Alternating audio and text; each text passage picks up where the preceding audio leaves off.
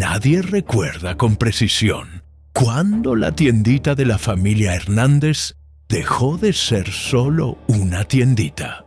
En los registros viejos del municipio aparece como Abarrotes La Fe, un nombre de consuelo en un barrio donde la fe siempre llegó tarde. La construcción es de 1919, paredes de adobe ahumadas por décadas de braseros, una puerta de madera con herrajes herrumbrosos y una campanilla que suena con un timbre descompasado, como si cada visita la despertara de un sueño profundo. Aquella tarde, el cielo del pueblo estaba del color del plomo mojado. El autobús dejó a Esteban Ríos en la esquina, frente al jacarandá que goteaba flores lilas sobre la banqueta.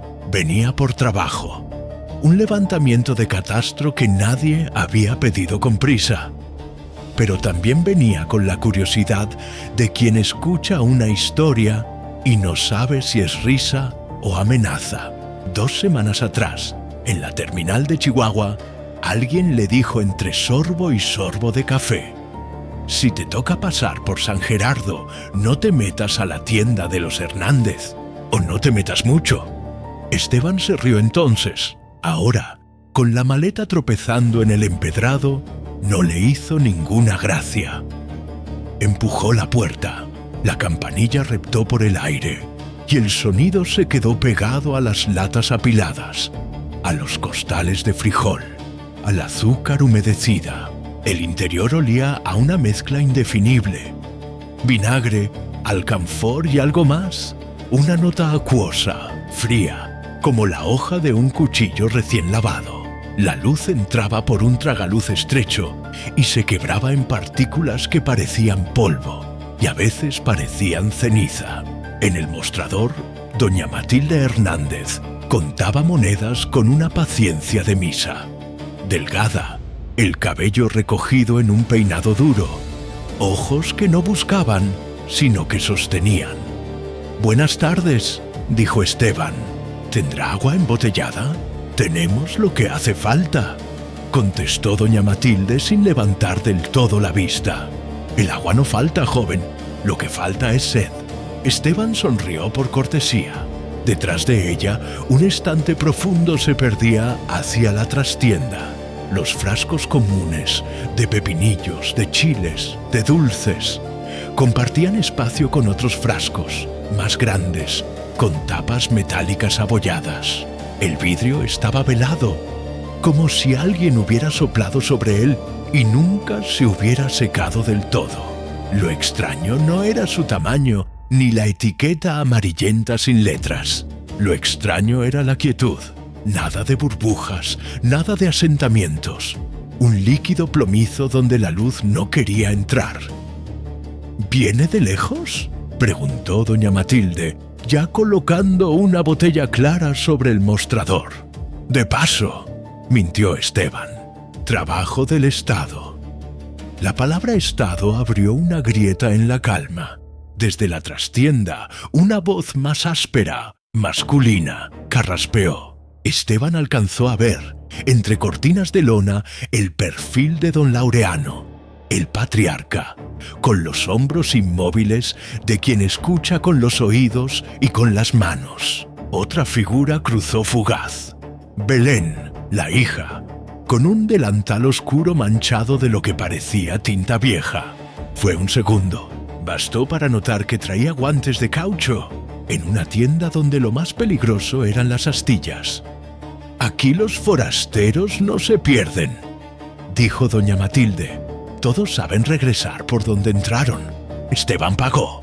La botella estaba fría de una frialdad que no venía del clima. Miró otra vez los frascos grandes y por un instante creyó ver algo dentro de uno de ellos. Una curva, el arco de una frente, quizá una sombra que imitaba el contorno de un pómulo. Se acercó a la madera del mostrador como quien se asoma a un retrato mal colgado. «¿Algo más?», inquirió doña Matilde con una sonrisa que no enseñaba dientes. «Solo». Esteban dudó. «¿Siempre han tenido esos frascos?». La sonrisa se deshizo como una hebra.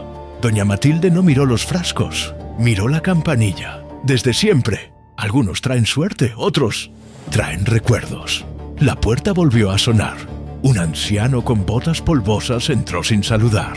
Tomó un pan, un frasco pequeño de alcohol y dejó monedas exactas. Sus movimientos eran automáticos, pero sus ojos, al pasar frente a los frascos grandes, hicieron un rodeo, como si una enseñanza vieja los apartara por instinto.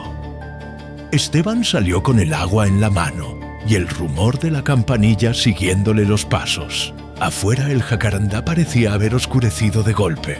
Dos niñas jugaban a la rayuela en la banqueta contraria. Con cada salto repetían un cantito bajo. Una para mí, una para ti, la tercera no la vi. Cuando lo vieron se callaron.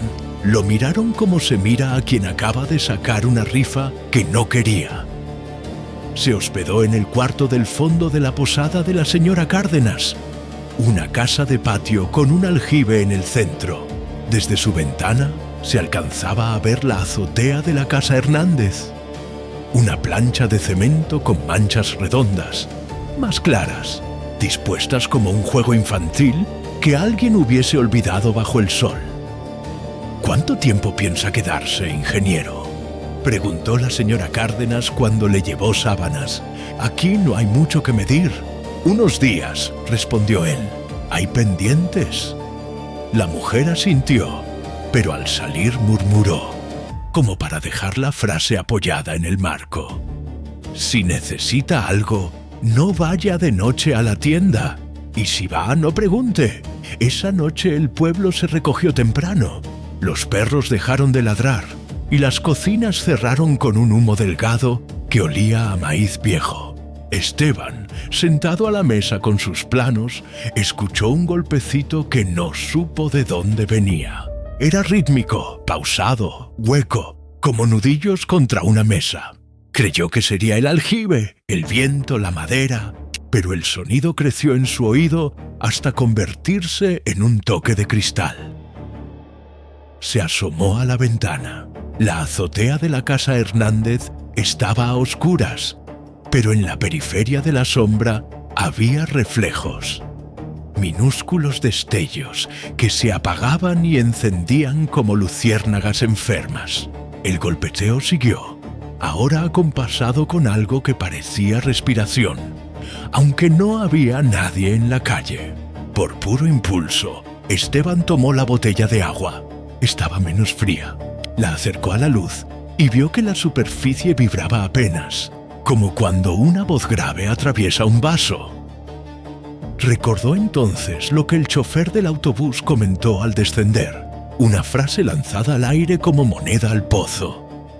En San Gerardo, el silencio pesa más que el plomo. Si algo suena a vidrio, no mires.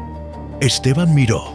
En la azotea, un resplandor blanquecino corrió por una línea curva. No era un foco ni una fogata. Era un reflejo moviéndose en el vientre de algo redondo. Esteban parpadeó y la línea desapareció. El golpe cesó. La noche, de pronto, volvió a ser una noche.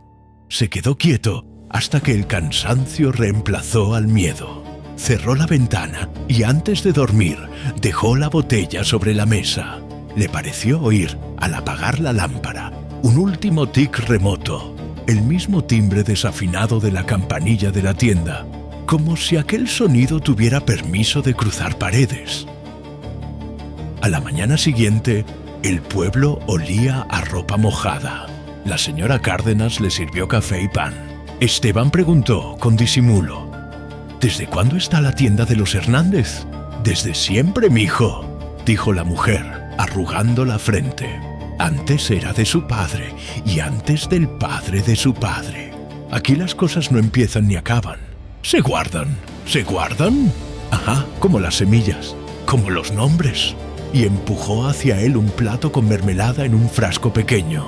Pruebe, es de ciruela. El frasco estaba impecable.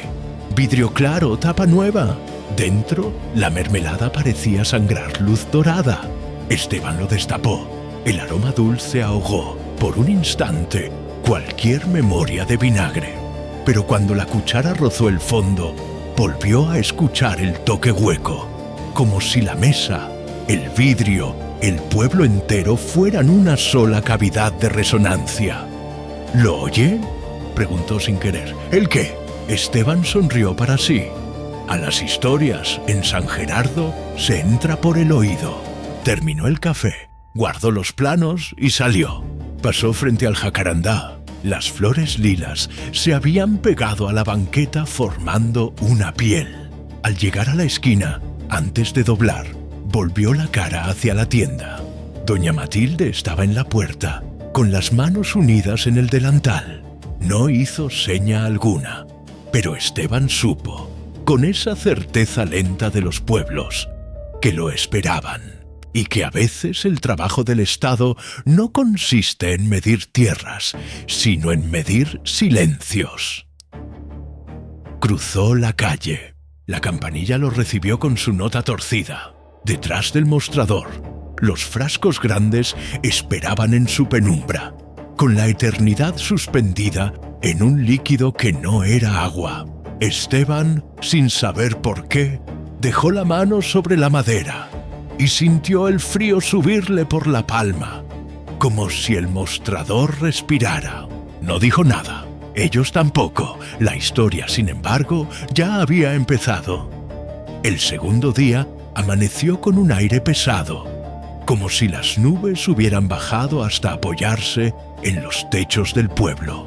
Esteban caminó hacia la plaza con sus planos bajo el brazo, decidido a pasar por alto lo que había visto y escuchado la noche anterior. Pero la casa Hernández parecía tener un modo de llamar sin palabras. Cada esquina lo guiaba de vuelta hacia la fachada con la campanilla torcida. Entró otra vez. Esta vez notó que el interior no era igual al día anterior. Los estantes habían cambiado de lugar, como si alguien los hubiera girado en la noche. Donde ayer había sacos de frijol, hoy había cajas apiladas. Donde vio botellas de aceite, ahora solo quedaba un hueco vacío. El aire estaba impregnado de un olor ácido, más fuerte, que le obligó a respirar por la boca. En el mostrador lo esperaba Belén, la hija. Tenía la piel muy pálida, casi traslúcida, y las manos cubiertas con guantes de látex que arrugaban al moverse. Su voz, cuando habló, sonaba como si viniera de un cuarto cerrado. «Buenos días, ingeniero. ¿Busca algo en particular?» Esteban dudó un instante. La palabra ingeniero lo incomodó. ¿Cómo sabía ella? No se había presentado con título alguno. Solo quería mirar, respondió, fingiendo calma. Belén inclinó la cabeza y sonrió. Pero no era una sonrisa de amabilidad, sino de alguien que ya sabe la respuesta antes de la pregunta. Detrás de ella, los frascos grandes estaban alineados en otra repisa. Esta vez, el vidrio parecía más limpio, y en su interior se alcanzaba a ver un cuerpo borroso. Esteban sintió que el corazón le golpeaba en la garganta. Había un brazo, delgado y curvado, flotando en la densidad. Un cliente entró en ese momento. Un hombre del pueblo con sombrero de palma. Compró tabaco y sal, pero durante todo el tiempo evitó mirar hacia los frascos. Pagó rápido, murmuró un saludo y salió. Belén lo observó irse con una mirada que no tenía nada de familiar ni de cordial. «Aquí todos confían en nosotros», dijo ella, como si continuara una conversación que Esteban no había iniciado. «Ni acaso. Llevamos generaciones guardando lo que la gente olvida». «¿Y qué es lo que guardan?», preguntó él sin poder evitarlo. Belén levantó un frasco pequeño del estante. Dentro había un líquido ambarino y un objeto que parecía un pedazo de tela arrugada, aunque demasiado rígida para ser tela.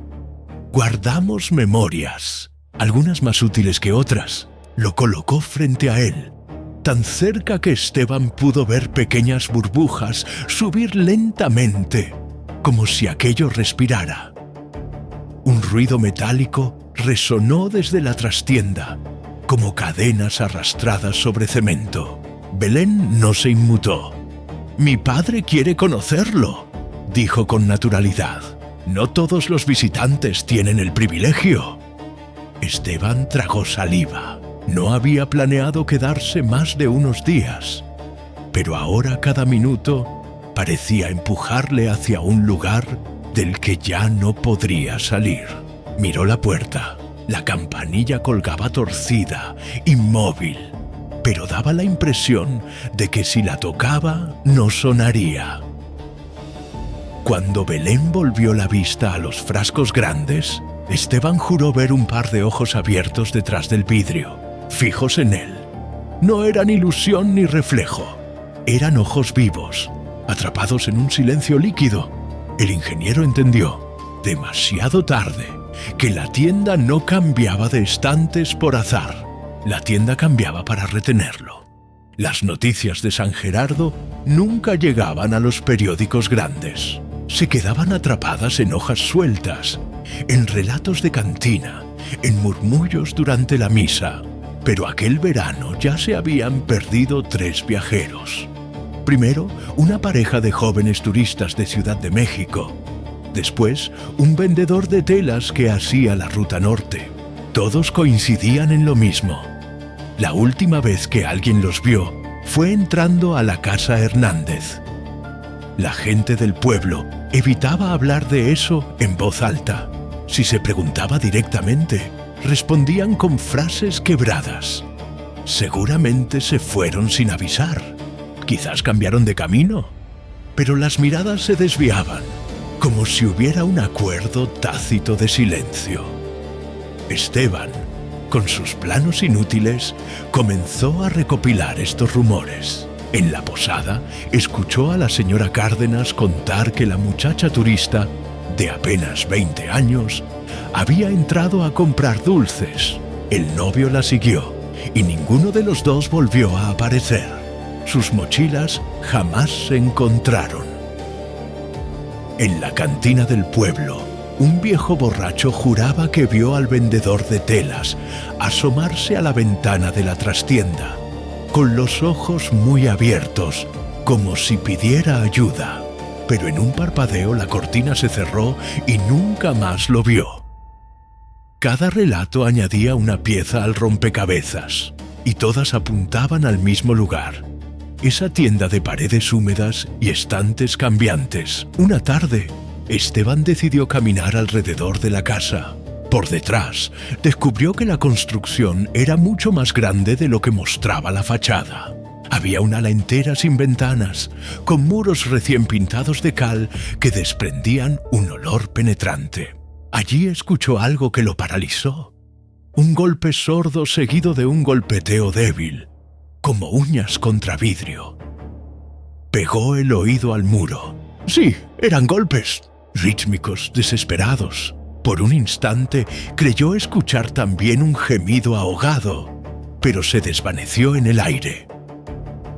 Esa noche soñó con los frascos.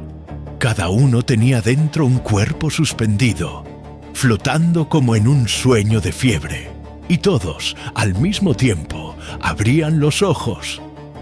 Al despertar con el corazón martillando, entendió lo que el pueblo callaba. Los desaparecidos no habían salido de San Gerardo. Seguían allí, guardados en vidrio como insectos atrapados en ámbar. El 4.º día en San Gerardo, Esteban ya había aprendido a reconocer ciertos gestos del pueblo.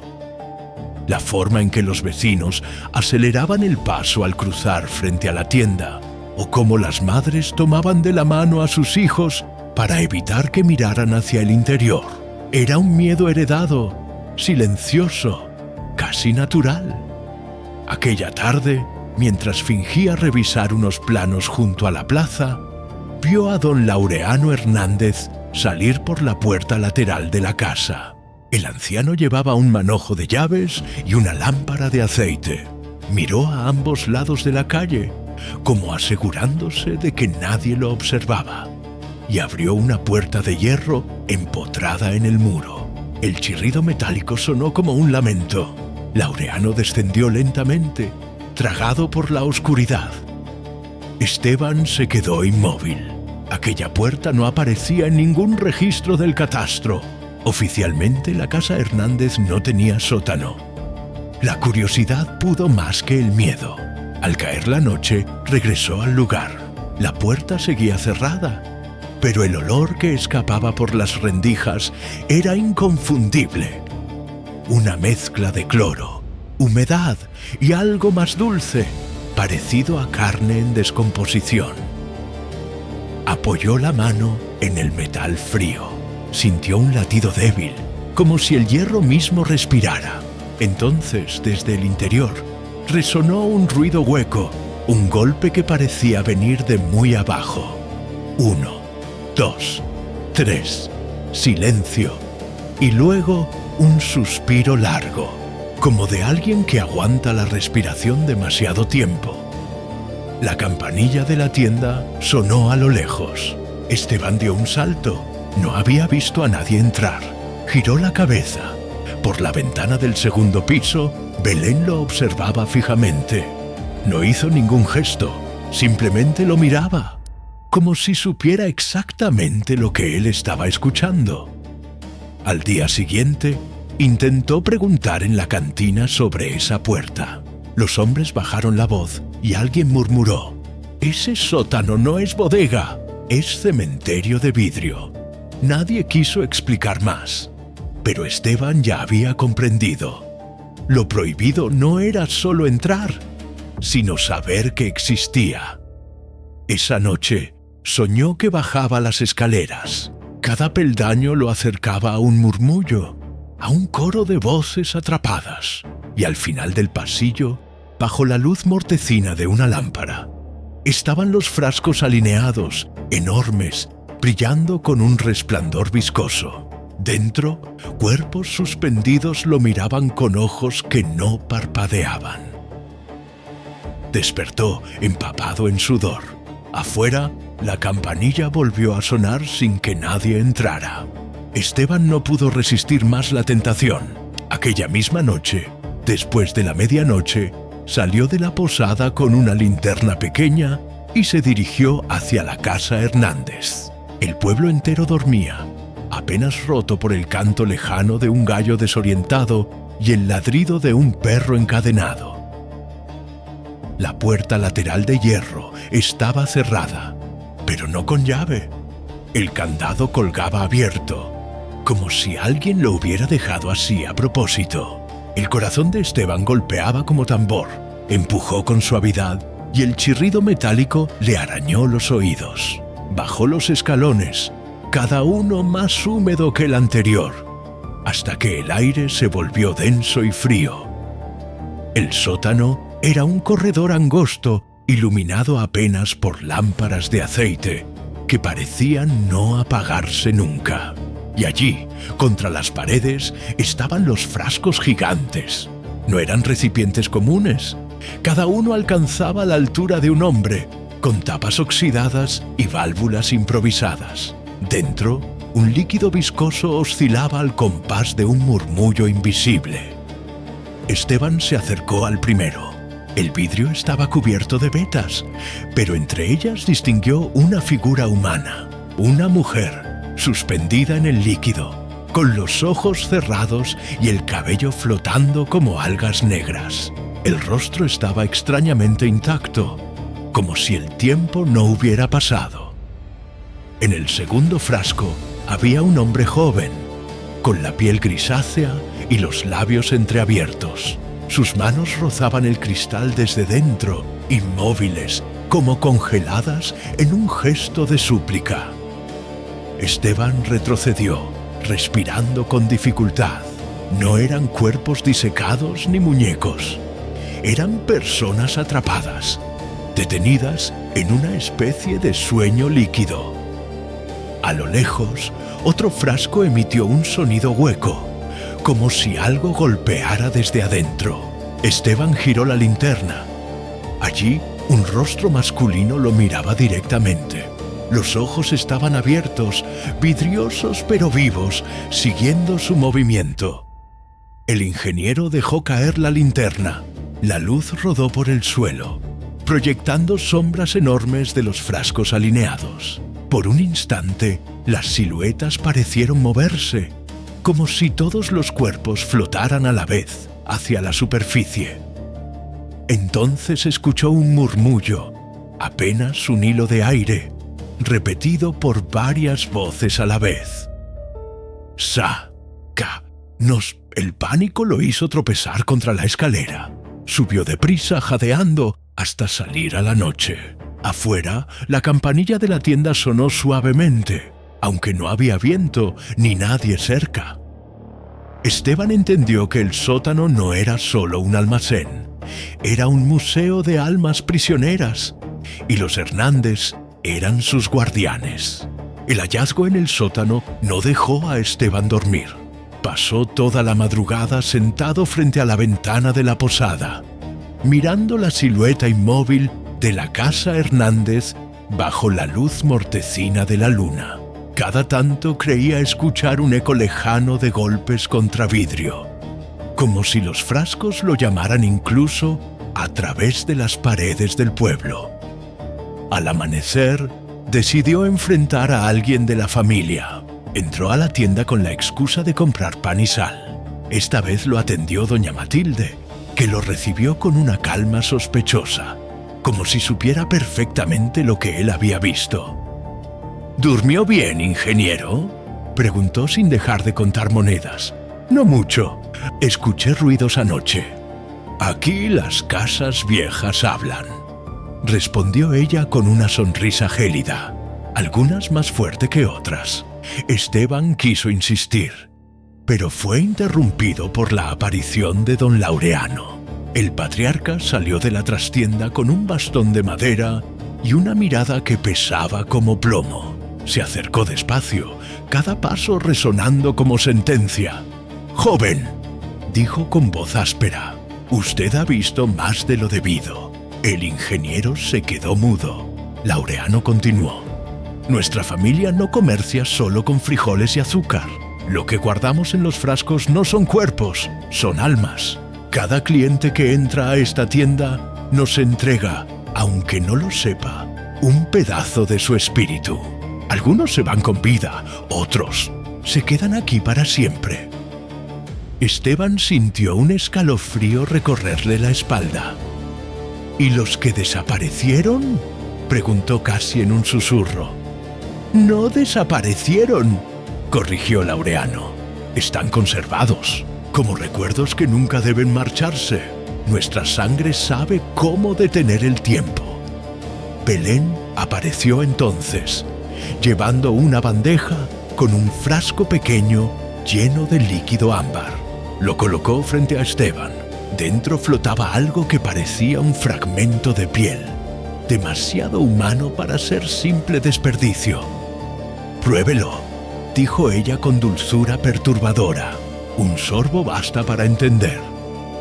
Esteban retrocedió un paso, con la garganta seca. Supo, en ese instante, que los Hernández no eran simples comerciantes. Eran guardianes de un pacto oscuro, herederos de un secreto transmitido generación tras generación. Y ahora, al haber visto demasiado, él mismo estaba marcado. Esa noche, Esteban no se atrevió a dormir. Desde la ventana de su cuarto en la posada, veía la azotea de la casa Hernández iluminada por un resplandor tenue, amarillento, como de lámparas de aceite. La familia entera se había reunido allí. Doña Matilde, Belén y don Laureano formaban un círculo alrededor de un objeto que no alcanzaba a distinguir. El silencio del pueblo era total, roto solo por un murmullo que parecía venir de muy lejos. Pero al afinar el oído, Esteban comprendió que era un canto, una letanía repetida una y otra vez, palabras en voz baja, guturales, que se mezclaban con el eco metálico de cadenas arrastradas. Al cabo de unos minutos, Belén apareció cargando un frasco grande, lleno de un líquido espeso que brillaba bajo la luna. Lo colocó en medio del círculo. Dentro se veía claramente un cuerpo. Una mujer joven, con los ojos cerrados y la boca entreabierta, como si durmiera. La familia levantó las manos al unísono. Laureano recitó algo en un idioma antiguo, ininteligible. Entonces, todos los frascos del sótano, invisibles desde afuera, comenzaron a retumbar al mismo tiempo, como si algo dentro respondiera al llamado. El suelo entero del pueblo pareció vibrar levemente, como un corazón latiendo bajo tierra. Esteban observaba con los nervios al límite. Cada tanto, un resplandor surgía desde los frascos, proyectando sombras que parecían rostros, manos, bocas abiertas en un grito mudo. Las figuras se retorcían en el aire, pero siempre regresaban al vidrio. De pronto, doña Matilde sacó de su delantal una pequeña navaja y se cortó la palma. Dejó caer unas gotas de sangre en el frasco del centro. El líquido burbujeó y la mujer atrapada dentro abrió los ojos. Esteban se tapó la boca para no gritar. La mujer dentro del frasco no parpadeaba, simplemente miraba fijamente hacia el círculo, obedeciendo a la sangre que la llamaba. El ritual duró casi 1 hora. Al final, el resplandor se apagó y la familia recogió el frasco, llevándoselo de nuevo al sótano. El silencio volvió al pueblo, pero Esteban ya sabía lo que había visto. Los Hernández no solo guardaban a sus clientes, los usaban como ofrendas vivientes para un pacto nocturno. Al día siguiente del ritual, mientras Esteban trataba de ordenar sus notas, escuchó un rumor nuevo en la posada. Un joven estudiante había llegado al pueblo en busca de un amigo desaparecido. Su nombre era Eduardo Vargas y decía ser de Durango. Eduardo apareció en la cantina esa misma tarde. Llevaba una libreta llena de apuntes y un rostro cansado, pero decidido. Cuando escuchó a Esteban preguntar discretamente por la casa Hernández, se acercó sin dudarlo. «Usted también sospecha de esa familia, ¿verdad?», le dijo en voz baja. Esteban lo miró con cautela, pero la firmeza en los ojos del joven le dio confianza. «¿Qué sabe usted? Mi compañero de universidad, Julián, vino aquí hace un mes para levantar información sobre haciendas antiguas. Me escribió una carta desde este pueblo, y la última línea decía: voy a pasar por la tienda de los Hernández. Parece interesante». Nunca volvió a casa. Eduardo sacó de su mochila una fotografía en blanco y negro. Un muchacho sonriente frente a una iglesia. Lo busqué en los registros de la policía local, pero no hay nada, como si se lo hubiera tragado la tierra. Esteban sintió un escalofrío. La descripción coincidía con uno de los cuerpos que había visto en los frascos. El recuerdo del rostro grisáceo y las manos pegadas al vidrio lo atormentó, pero no se atrevió a decirlo. «No debería seguir con esto», murmuró Esteban. «Esa familia no es normal». Eduardo apretó los labios. «Justamente por eso, alguien tiene que descubrir la verdad. ¿Me ayuda?». Esa noche, los dos se acercaron juntos a la casa Hernández. Desde el callejón lateral observaron luces moverse en el interior y escucharon un sonido metálico acompasado, como respiración mecánica. Eduardo sacó una cámara vieja, dispuesto a obtener pruebas. «Si lo que cuentan es cierto, necesito mostrarlo al mundo», dijo, encendiendo el flash. Pero antes de que pudiera tomar la primera foto, la campanilla de la puerta principal sonó y en el umbral apareció Belén, mirándolos directamente desde la penumbra. Su sonrisa era tan leve que apenas existía, pero suficiente para hacerles entender una cosa. Ya sabían que ellos estaban allí. Después de aquella noche en que Belén los descubrió frente a la puerta, Eduardo y Esteban sabían que ya no podían dar marcha atrás. Al día siguiente se reunieron en secreto en la posada. Eduardo, con la terquedad propia de la juventud, insistió en que debían entrar al sótano y conseguir pruebas. «Si nadie lo ve, nadie nos va a creer», dijo, golpeando la mesa con el puño. Esteban dudaba. Había visto lo suficiente como para no querer regresar jamás. Pero también sabía que sin evidencia todo se perdería en rumores. Finalmente aceptó, con una condición. Entrarían juntos y si algo salía mal, escaparían sin mirar atrás.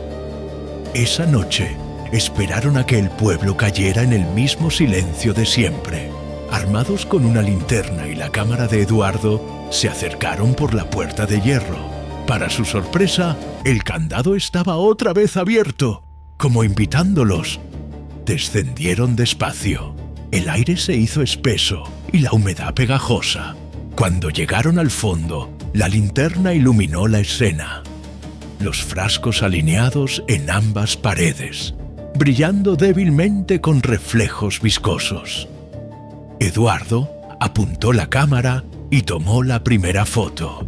El flash iluminó el sótano por un segundo, revelando lo que Esteban ya conocía, y Eduardo estaba a punto de descubrir. Docenas de cuerpos suspendidos en líquido, flotando como marionetas sin vida. El estudiante se quedó petrificado. Caminó hasta el frasco más cercano y pegó la frente contra el vidrio. Dentro reconoció a su amigo Julián. Su rostro, aunque gris y distorsionado por el líquido, era inconfundible. Los ojos estaban abiertos, fijos en la nada, pero el gesto de la boca parecía un grito detenido para siempre. «¡Dios mío!», susurró Eduardo temblando. Entonces, uno de los frascos del fondo retumbó con fuerza, como si algo golpeara desde adentro. Otro lo imitó, y otro más. En segundos, todo el sótano vibraba con golpes huecos, como un ejército atrapado pidiendo salida. La linterna titiló. Esteban tomó a Eduardo del brazo. «¡Tenemos que salir ya!». Pero antes de alcanzar las escaleras, escucharon una voz detrás de ellos. Era grave, áspera, y provenía de la penumbra. Ya vieron demasiado. El haz de luz reveló la figura de don Laureano, con el bastón en la mano y la mirada dura como piedra. Tras él, Belén sostenía un frasco pequeño, como si llevara un trofeo. Eduardo retrocedió, abrazando la cámara como única defensa. Esteban sintió que el aire se cerraba, pesado como vidrio líquido. Habían descubierto la verdad, sí, pero ahora la verdad los tenía atrapados. El sótano estaba en silencio, salvo por el eco lejano de los golpes contra vidrio. Laureano avanzó con su bastón, cada paso retumbando como un martillo sobre piedra. Belén, detrás de él, alzaba el frasco pequeño con un brillo casi reverente, como si cargara una reliquia sagrada. «Ustedes creen que pueden entrar y salir como si esto fuera un mercado», dijo Laureano con la voz grave. «Pero quien baja aquí, se queda». Eduardo dio un paso atrás, aferrando la cámara. Esteban lo sujetó del brazo. Ambos sabían que si vacilaban un segundo, no saldrían con vida. El patriarca levantó la mano, señalando hacia los frascos. Al instante, un murmullo llenó la sala. Los cuerpos atrapados comenzaron a moverse lentamente, como si respondieran a una orden silenciosa. Las manos flotantes golpeaban el cristal desde dentro, marcando un ritmo que parecía un tambor fúnebre. Esteban susurró al oído de Eduardo. «Ahora». Apagó la linterna de golpe, sumiendo el sótano en penumbras. Aprovechando la confusión, corrieron hacia las escaleras. El sonido de los frascos retumbando los acompañó como un ejército de fantasmas. Belén gritó algo en la oscuridad, y de pronto el aire se volvió más pesado, como si el sótano respirara en su contra. Eduardo tropezó, la cámara golpeó el suelo y disparó un flash accidental. Por un instante, La luz congeló la escena. Decenas de rostros pegados al vidrio, todos con los ojos abiertos, mirándolos. El terror les dio fuerzas. Subieron los escalones a toda prisa. Laureano los perseguía, el bastón resonando como hierro. Al llegar a la puerta, Esteban empujó con el hombro. El hierro se dio con un chirrido, y la noche fresca del pueblo los recibió como un milagro. Corrieron sin mirar atrás, atravesando las calles vacías hasta llegar a la posada. Solo entonces, jadeando, Eduardo se dio cuenta de que la cámara seguía en su mano, intacta. «Tengo las fotos», dijo entrecortado. «Lo que vimos. Nadie podrá negarlo, pero Esteban no estaba tan seguro». Desde la distancia, todavía se escuchaba, muy leve, el tintinear de la campanilla de la tienda, como un recordatorio de que escapar de la casa Hernández no era tan sencillo. La huida del sótano dejó a Esteban y Eduardo con el corazón desgarrado, pero también con una certeza imposible de ignorar. La familia Hernández era responsable de las desapariciones. A la mañana siguiente, cuando el sol apenas tocaba los tejados, los murmullos comenzaron a extenderse por todo San Gerardo. Los vecinos se miraban unos a otros con recelo. En la panadería, una mujer susurró que había visto a los forasteros salir corriendo desde la casa de los Hernández en plena madrugada.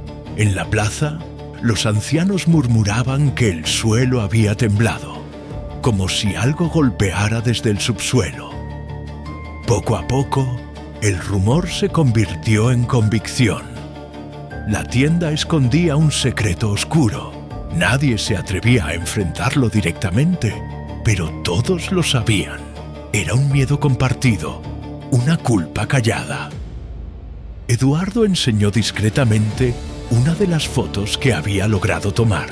La imagen mostraba un frasco borroso, con la silueta de un cuerpo en su interior. Algunos habitantes lo reconocieron de inmediato. «Ese es Tomás, el vendedor de telas. Lo vi entrar hace meses». Otros apartaron la mirada, como si ver la prueba confirmara demasiado. Esteban, por su parte, notó que los Hernández parecían más tranquilos que nunca. Doña Matilde abrió la tienda a la misma hora. Vendió pan y azúcar como siempre, saludando a todos con esa sonrisa rígida. Belén barría la banqueta con calma, y don Laureano observaba desde la puerta, con la misma quietud pétrea. El pueblo estaba dividido. Algunos querían ir a la policía, otros temían que denunciar a los Hernández trajera una desgracia mayor. Se decía que la familia tenía un pacto con algo más antiguo que las leyes humanas, y que enfrentarlos sería invocar la ira de esas fuerzas.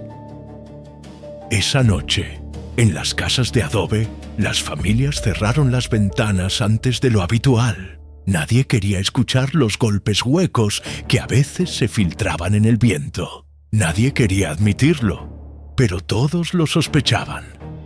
Los Hernández guardaban algo que pertenecía a todo el pueblo.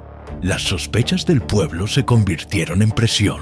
Alguien, quizá un vecino harto del silencio, mandó una denuncia anónima a la comandancia municipal. A la semana siguiente, una patrulla llegó a San Gerardo. 2 agentes con libretas en mano, demasiado jóvenes para cargar con lo que estaban a punto de ver. El pueblo los recibió con alivio, pero también con miedo. Algunos se acercaron a contar sus versiones. Desaparecidos, ruidos en la noche, sombras en la azotea. Otros callaron, convencidos de que la policía no podría contra la familia Hernández. Los agentes visitaron la tienda a plena tarde. Doña Matilde los atendió con cortesía impecable. Les ofreció café y pan dulce, mientras Belén barría la banqueta como si no escuchara nada. Don Laureano se quedó en el fondo, mirando en silencio. «Tenemos reportes de personas desaparecidas», dijo uno de los agentes, abriendo su libreta. En este pueblo muchos vienen y van, respondió Matilde con voz tranquila. No todos avisan cuando se marchan. Los agentes pidieron revisar el sótano. Laureano frunció el ceño, pero entregó las llaves sin resistencia. Bajaron las escaleras con linternas, seguidos por medio pueblo que esperaba en la calle. El sótano estaba vacío, los estantes alineados, pero sin frascos, solo humedad, paredes manchadas y un olor a cloro que irritaba los ojos. Los agentes buscaron en cada rincón. Encontraron cajas de madera vacías y nada más. «No hay pruebas», dijo el segundo agente, incómodo. El murmullo del pueblo se quebró en decepción. Algunos juraban que la familia había movido los frascos la noche anterior. Otros decían que las almas mismas habían sido ocultadas por fuerzas que ningún humano podía registrar. Los policías levantaron un informe rutinario y se marcharon al anochecer, recomendando no dejar vagar a los forasteros sin aviso. Aquella noche, Esteban y Eduardo comprendieron algo terrible. Los Hernández eran más poderosos de lo que pensaban. Podían esconder su secreto incluso frente a la ley. Y lo peor no era eso. Mientras las luces de la patrulla se alejaban, la campanilla de la tienda sonó suavemente, como una risa burlona que solo el pueblo entero alcanzó a escuchar. El pueblo creyó que, tras la visita de la policía, todo volvería a la calma. Pero la calma duró apenas unos días. Una noche sin luna, un olor a humo despertó a los vecinos más cercanos. Al salir de sus casas, vieron que la casa Hernández ardía en silencio, envuelta en llamas amarillentas que no parecían normales. Lo extraño era que nadie gritaba dentro. No se oían voces de auxilio ni pasos desesperados. Solo el crepitar del fuego y un rumor bajo, como si las paredes mismas cantaran. Los hombres intentaron acercarse con cubetas de agua, pero el calor era insoportable. El fuego no se expandía a las casas vecinas, como si estuviera contenido únicamente en esa construcción maldita. Cuando finalmente las llamas cedieron, lo que quedó fueron muros ennegrecidos y un sótano parcialmente expuesto. Allí, entre cenizas y escombros, algunos frascos habían sobrevivido. El vidrio estaba cuarteado y dentro flotaban restos humanos irreconocibles. Huesos, cabellos, trozos de piel que aún burbujeaban en líquido espeso. Los que miraron demasiado tiempo enloquecieron. Un policía que se había quedado en el pueblo cayó de rodillas, balbuceando que los ojos de los cuerpos aún lo seguían. Otro hombre huyó hacia la sierra y nunca volvió. Esa madrugada, el rumor se hizo certeza. La casa Hernández no solo había guardado clientes, había atrapado también al pueblo entero en su maldición. Los sobrevivientes juraron que, entre las brasas, se escucharon golpes huecos de vidrio y un susurro coral que repetía: «No estamos muertos, aún seguimos aquí». El incendio no borró la historia, la hizo eterna. Después del incendio, la casa Hernández quedó reducida a un cascarón negro. Los techos se derrumbaron, las paredes se abrieron en grietas y el sótano era ahora un cráter visible desde la calle. Muchos pensaron que con el fuego terminaría la pesadilla, pero lo que ardió fueron las paredes, no lo que se escondía dentro. Las noches siguientes, los vecinos comenzaron a escuchar golpes huecos, idénticos a los que Esteban había oído desde el principio. Al principio eran aislados, como gotas en un pozo. Luego se volvieron rítmicos, insistentes, multiplicándose hasta formar un eco colectivo.